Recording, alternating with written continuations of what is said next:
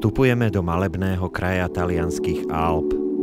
Naším cieľom je panoramatický okruh okolo svetoznámej hory Tri zuby.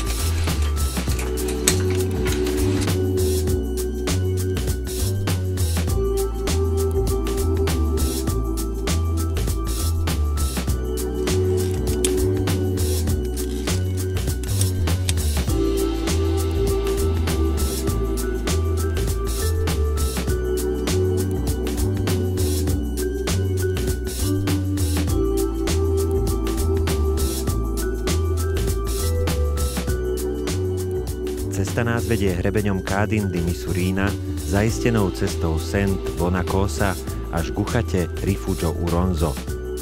Tu sa nám odkrývajú nádherné pohľady na najznámejšie hory talianskych dolomitov Tre Cime di Lavaredo, po slovensky Tri zuby.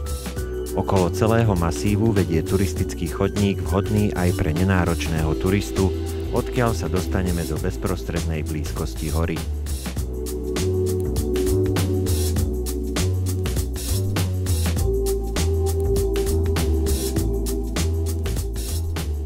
Najvyššia spomedzi troch veží je prostredná Cima Grande, má výšku 2999 metrov.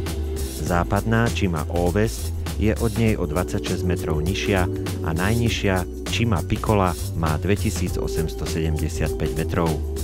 V preklade ide o veľký, západný a malý štít. Ich steny zdolal aj rodák z liptovského Mikuláša Miroslav Peťo, ktorý v roku 2010 voľným prelezením zdolal jednu z najťažších ciest na Cimu Grande, Erectissimu s obťažnosťou 10-.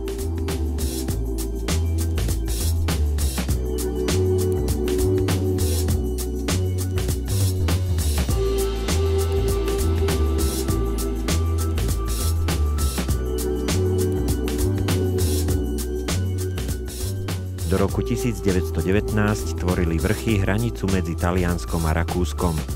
Počas prvej svetovej vojny prechádzal oblasťou vojnový front, ktorého pozostatkom sú tunely, množstvo opevnení, umelých jaskýň a tiež pamätných dosiek. V súčasnosti tvoria vrcholy hranicu medzi dvomi talianskými provinciami a zároveň medzi nemecky hovoriacou väčšinou a taliansky hovoriacou menšinou.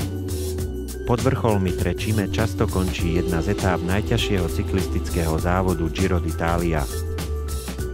Rozhodne stojí za to túto oblasť vidieť na vlastné oči.